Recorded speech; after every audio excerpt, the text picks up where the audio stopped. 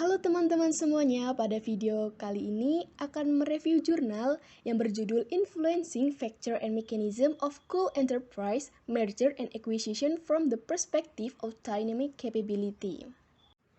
Berikut adalah anggota dari kelompok 5 yang terdiri dari Takvia Fitri dengan NPM 297, lalu ada Reza Nur Faradila dengan NPM 295, kemudian ada Larasati Pinkan dengan NPM 302, kemudian ada Cindy Sekar Nirwana dengan NPM 303, dan yang terakhir Indah Kurniawati dengan NPM 307.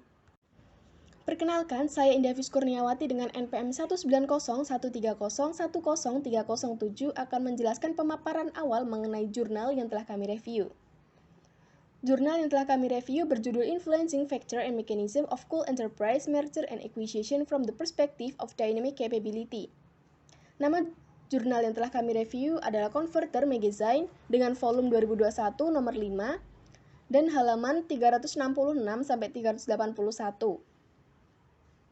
Jurnal yang telah kami review terbit pada tahun 2021 dengan penulis Zhenzhou dan Minzhou. Reviewersnya ada Takvia Fitri, kemudian Reza Nur Faradila, kemudian Larasati Pinkan, kemudian Cindy Sekar Nirwana, dan yang terakhir Indah Kurniawati.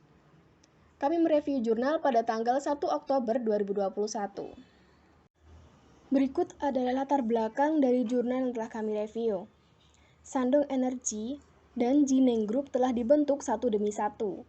M&A telah menjadi strategi penting bagi perusahaan batubara untuk memperoleh sumber daya utama dan kemampuan inti guna mencapai pertumbuhan yang cepat dan akan membangun keunggulan yang kompetitif. Di satu sisi, industri batubara ini telah memperluas skalanya dan merestrukturisasi tatanan persaingan industri melalui integrasi horizontal dan memperluas rantai nilai perusahaan melalui merger dan akuisisi vertikal, yang mana secara signifikan ini dapat meningkatkan kualitas secara keseluruhan. Nah, di sisi lain, masalah yang mendalam dalam pengembangan industri batubara tampaknya belum terpecahkan, di mana industri batubara ini masih dalam masa sulit untuk mengganti pendorong pertumbuhan lama dengan yang baru.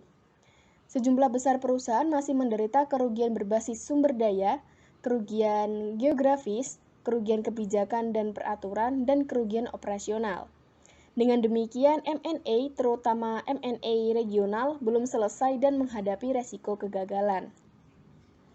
Dalam artikel yang berjudul Influencing Factor and Mechanism of Cool Enterprise Merger and Acquisition from the Perspective of Dynamic Capability, menggunakan 323 sampel data perusahaan batubara di daerah penghasil utama batubara di Cina, di mana pengumpulan data menggunakan kuesioner, dan kemudian hipotesis penelitian ini dianalisis secara empiris dengan menggunakan analisis regresi hierarki dan model persamaan struktural.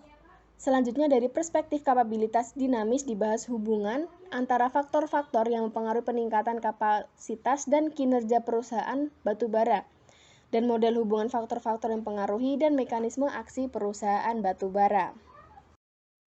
Ya, untuk yang selanjutnya, saya Larasati Pinkan, NPM 302, akan membahas mengenai literatur review dan research hipotesis. Nah, jadi dalam literatur yang ada, penelitian tentang motivasi merger dan akuisisi ini dapat dibagi menjadi 3 argumen, yaitu yang pertama teori efisiensi, yang kedua hipotesis keangkuhan, dan yang ketiga adalah teori keagenan.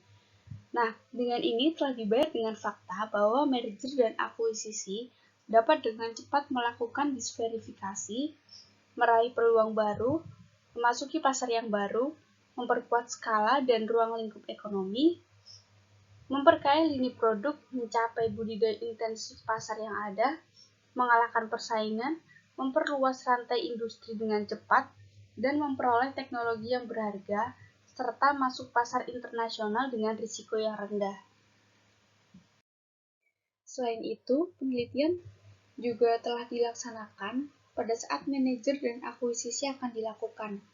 Jadi kinerjanya setelah merger dan akuisisi, dan alasan mengapa beberapa merger dan akuisisi lebih berhasil daripada perspektif pembelajaran sistem, participal gain, dan moral health manager. Adapun industri batubara, Sebagian besarnya ini menggunakan literatur yang berfokus tentang kebijakan integrasi pemerintah, metode integrasi, isu-isu spesifik dalam proses integrasi itu sendiri, dan yang terakhir, integrasi evaluasi kinerja. Berdasarkan analisis di atas, dalam makalah ini, proses integrasi M&A perusahaan batubara dianggap sebagai proses pengembangan kapabilitas yang dinamis, dan dua faktor eksternal yaitu regulasi pemerintahan dan industri persaingan, dan dua faktor internal yaitu kewaspadaan organisasi dan orientasi kewirausahaan, serta kinerja perusahaan termasuk dalam kerangka analisis dan hubungan di antara mereka diuji dan dibatasi di bawah latar belakang perusahaan batubara. Untuk yang selanjutnya ada 2.1 yaitu peraturan pemerintah dan integrasi M&A perusahaan batubara. Peraturan pemerintah ini mengacu pada proses di mana pemerintah di sekitar tingkatan mengatur, membatasi, dan mengelola perilaku perusahaan batubara M&A ini dan integritas pasca merger. Lingkungan M&A mencakup kelembagaan lingkungan dan lingkungan pasar. Nah, yang pertama adalah hubungan antara perusahaan dan pemerintah. Pemerintah ini adalah faktor terpenting yang menentukan lingkungan eksternal perusahaan dan interaksi antara perilaku dan perilaku perusahaan secara langsung mempengaruhi jalur perusahaan pengembangan. Perusahaan batubara ini sendiri akan terpengaruh oleh peraturan pemerintah, diantaranya kebijakan industri, undang-undang, dan peraturan. Untuk sebagian besar dalam proses pembangunan atau bahkan perilaku ekonomi tertentu dalam perusahaan akan digunakan untuk departemen pemerintahan atau pengenalan kebijakan dan peraturan yang relevan akan membuat seluruh pola industri berubah. Yang selanjutnya 2.2 yaitu persaingan industri integrasi M&A perusahaan batubara. Nah, dalam persaingan industri ini mengacu pada investasi persaingan antara perusahaan dalam industri batubara.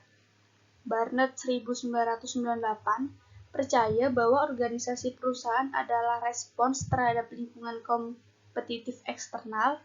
Persepsi memiliki fungsi yaitu fungsi kognitif wawasan, fungsi pengalaman peluang dan pembelajaran fungsi kognitif, dan 5 kategori objek, diantaranya persepsi perubahan teknologi, persepsi permintaan pasar, persepsi persaingan industri, persepsi krisis perusahaan, dan persepsi kebijakan dan regulasi. Sementara pengakuan kepentingan seperti persaingan, pemasok, dan mitra perusahaan khusus untuk ditingkatkan pada persaingan industri persepsi. Untuk yang selanjutnya yaitu 2.3 yaitu kewaspadaan organisasi dan integrasi M&A perusahaan batubara. Kewaspadaan organisasi mengacu pada kemampuan perusahaan batubara untuk mendeteksi perubahan internal dan eksternal lingkungan termasuk 4 dimensi. Yang pertama ada multi perhatian, wawasan interaktif, penilaian berwawasan ke depan, dan mimpi tujuan, yang merupakan salah satu elemen kunci dalam proses memperluas penelitian tentang kewaspadaan kewirausahaan dan mengidentifikasi serta mengembangkan peluang kewirausahaan organisasi. Nah, pada intinya, kewaspadaan organisasi adalah proses dan fitur kunci yang mencirikan pemrosesan kognitif informasi lingkungan oleh organisasi. Nah, ini juga dibagi menjadi 3 proses utama, yaitu wawasan perhatian atau scanning, pengaruh pemerintah dalam membuat makna atau interpretasi, dan pemilihan perhatian atau pembelajaran dan pengambilan keputusan. Kewaspadaan organisasi ini merupakan sifat yang melekat pada fitur perusahaan. Intinya, ini adalah pengamatan dinamis dan identifikasi lingkungan eksternal terlepas dari multi perhatian, wawasan interaktif, atau penilaian berwawasan ke depan yang bertujuan untuk meningkatkan dinamika sensitif lingkungan perusahaan dan menentukan dasar untuk integrasi sumber daya dan sumber daya kognitif ulang. Yang selanjutnya yaitu 2.4 orientasi kewirausahaan dan integrasi M&A perusahaan batubara. Orientasi kewirausahaan mencerminkan konsep dan cara pengambilan keputusan yang strategis, inovasi perusahaan, risiko, dan tindakan lanjut. Saat ini, pandangan tiga dimensi diterima secara umum, yaitu tiga dimensi inovasi, inisiatif, dan pengambilan risiko. Orientasi kewirausahaan yang diusulkan dalam makalah ini mengacu terhadap satu sikap atau kemauan yang dimiliki oleh perusahaan batubara, yang meliputi serangkaian proses, praktik, dan aktivitas pengambilan keputusan yang terkait dengan perilaku kewirausahaan, seperti identifikasi peluang dan sumber daya integrasi untuk mencapai tujuan kewirausahaan perusahaan batubara, di mana inovasinya mengacu pada kemauan dan tindakan perusahaan batubara untuk menciptakan produk atau layanan baru atau meningkatkan produk dan layanan yang ada untuk memenuhi kebutuhan masyarakat, termasuk kemauan dan tingkat penggunaan teknologi baru atau manajemen baru, metode, dan keterampilan, serta mengembangkan atau memperkuat produk dan layanannya. Dimensi proaktifnya mengacu pada kemauan perusahaan batubara untuk menangkap peluang pengambilan secara proaktif dan pengambilan tindakan proaktif untuk proaktif menghadapi tantangan yang dibawa oleh lingkungan eksternal itu sendiri. Yang selanjutnya ada 2.5, yaitu integrasi M&A dan kinerja perusahaan batubara.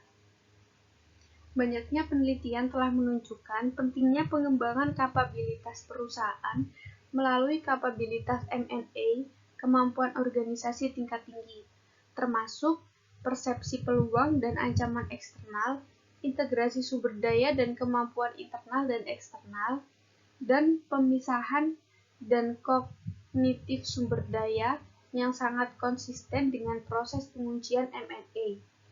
Banyak penelitian juga telah mengkonfirmasi bahwa M&A adalah kewirausahaan proses dalam organisasi perusahaan, dan M&A yang sukses adalah proses pengembangan kemampuan dimensi perusahaan.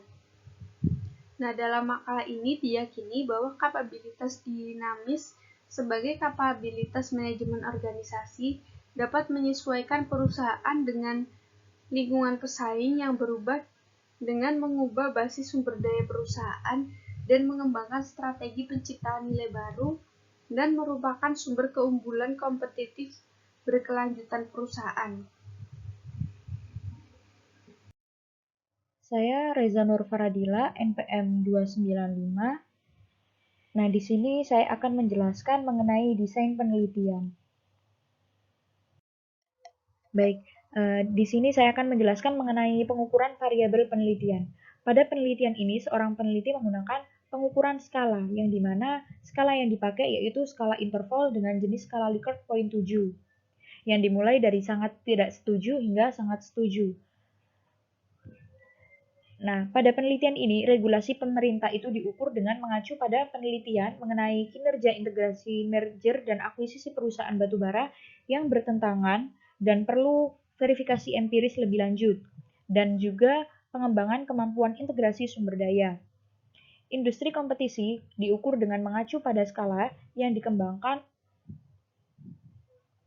pada kinerja dan nilai merger dan akuisisi batubara perusahaan yang melalui teori sinergi dan teori kompetensi inti.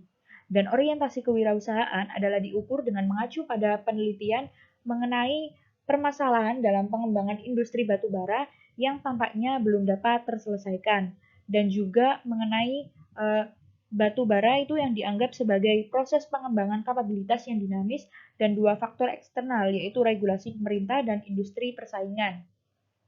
Kemudian kewaspadaan organisasi itu diukur dengan mengacu pada studi mengenai verifikasi dampak negatif ketidakpastian kebijakan terhadap merger dan akuisisi antara perusahaan Cina dengan Amerika. Persepsi lingkungan diukur dengan mengacu pada studi oleh perusahaan merger dan akuisisi batubara yang memiliki atribut khusus.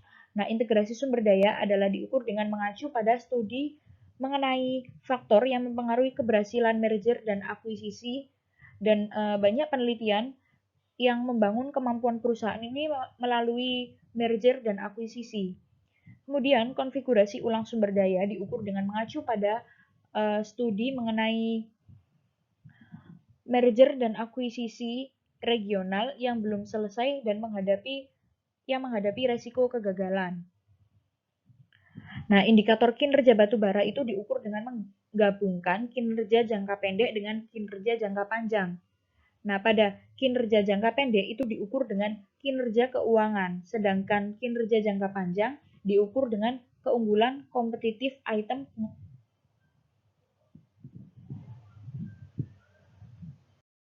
Selanjutnya, saya akan menjelaskan mengenai desain kuesioner dan pengumpulan data.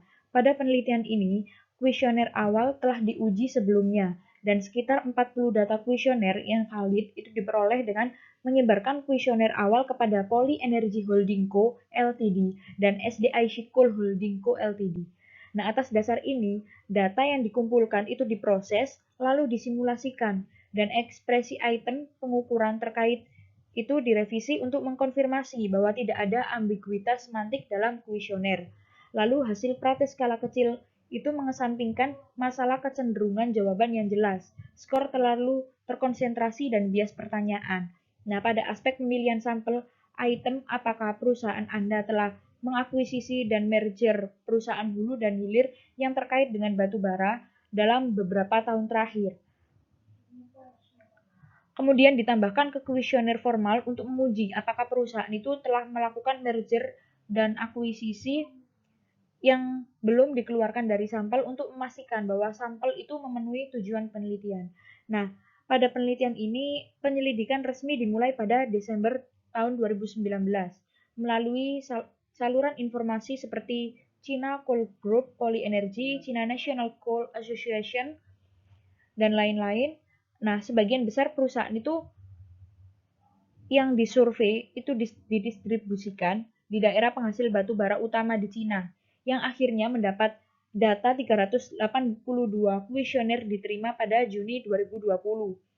Dengan 323 data valid, terhitung 84,5% dari total kuesioner yang dipulihkan. Nah, dalam penelitian ini, umur perusahaan, ukuran perusahaan, dan jenis industri itu diambil sebagai variabel kontrol. Dari usia perusahaan, 89,7% dari ketiga jenis perusahaan sampel tersebut itu berusia 8-15 tahun. Ada yang 20-40 tahun dan lebih dari 40 tahun.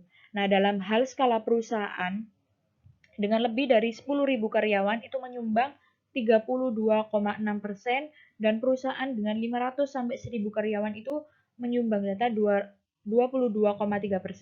Nah, sampel melibatkan 6 subsektor industri batu bara, di antaranya persentase kumulatif industri pertambangan batu bara, industri konstruksi tambang batu bara, kemudian industri pembuatan peralatan mesin batu bara, dan industri tenaga batu bara sebesar 85%. Selanjutnya akan dilanjutkan oleh teman saya. Di sini saya akan menjelaskan mengenai analisis dan hasil data. Di sini saya akan menjelaskan tentang uji reliabilitas dan validitas variabel, di mana koreksi item total korelasi CITC digunakan untuk mencerminkan keandalan variabel. Koefisien Cohn-Bendit digunakan untuk memeriksa konsistensi internal variabel, dan analisis CITC yang dimodifikasi digunakan untuk memurnikan item pengukuran item dengan nilai CITC kurang dari 0,30 atau dengan meningkat, dan secara keseluruhan itu keandalannya meningkat setelah penghapusan dihapus. Keandalan item pengukuran dinilai oleh koefisien reliabilitas. Nah, semakin besar nilai, semakin tinggi reliabilitasnya. Ambang batasnya itu 0,70 adalah diterima, dan dengan nilai lebih besar ialah 0,50. Nah, dalam penelitian ini, hasil analisis menunjukkan bahwa CITC masing-masing indikator variabel lebih dari 0,35, dan nilai Cohn-Bendit itu lebih besar ialah 0,7 yang memenuhi persyaratan indeks keandalan. Nah, dalam makalah ini, perangkat lunak SPSS dan teknologi regresi linier hierarkis digunakan untuk memverifikasi relevansi hipotesis dan variabel seperti industri, usia perusahaan, dan skala perusahaan dikendalikan dalam regresi model. Nah, di sini hasil analisis regresi ditunjukkan pada tabel 2 hingga tabel 5. Di sini saya akan menjelaskan mengenai hasil regresi hierarkis antara integrasi M&A perusahaan batubara dan kinerja perusahaan, di mana pada tabel 6 ini hasilnya menunjukkan bahwa peraturan pemerintah berpengaruh positif terhadap persepsi lingkungan, dan regresi hasil mendukung H1A, di mana peraturan pemerintah berdampak positif terhadap integrasi sumber daya, dan hasil regresi mendukung H1B. Lalu ada peraturan pemerintah berpengaruh positif terhadap rekonfigurasi sumber daya, dan hasil regresi mendukung H1C. Dengan demikian hasil regresinya juga mendukung H2A, H2B, H2C, H3A, H3B sampai dengan H7B. Pada tabel 7 ini hasil fitting model persamaan struktur termodifikasi. Hasil ini menunjukkan bahwa nilai X kuadrat adalah 3380,516, di mana DF sama dengan 1378 dan nilai X kuadrat dibagi DF adalah 2,453. Yang kurang dari 3 ialah RMSEA sama dengan 0,067. Lalu nilai dari NVI, TLI, CFI, dan IFI masing-masing adalah 916, 927, 901, dan 902. Semuanya lebih tinggi dari 0,9, menunjukkan bahwa model ini memiliki efek pas yang sangat baik. Ada total 18 jalur antar variabel, kecuali untuk jalur sumber daya integrasi, yaitu peraturan pemerintah dan integrasi sumber daya, persaingan industri. Jalur lainnya adalah yang penting. Selanjutnya, bab 5 menjelaskan mengenai kesimpulan dan diskusi penelitian. Untuk 5.1 membahas mengenai kesimpulan penelitian dan kontribusi teoritis. Dalam makalah ini berdasarkan 323 sampel data M&A atau merger dan akuisisi perusahaan batubara di daerah penghasil utama batubara di negara ini, terdapat faktor-faktor yang memengaruhi dan mekanisme M&A perusahaan batubara.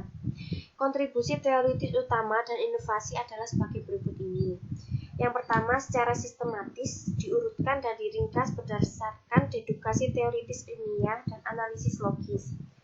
Dan kasus integrasi M&A dari perusahaan besar batubara yang kemudian diwawancarai akhirnya menemukan 4 faktor yang memengaruhi M&A perusahaan batubara seperti: yang pertama ada peraturan pemerintah, kedua industri persaingan, yang ketiga kewaspadaan organisasi, dan yang keempat orientasi kewirausahaan.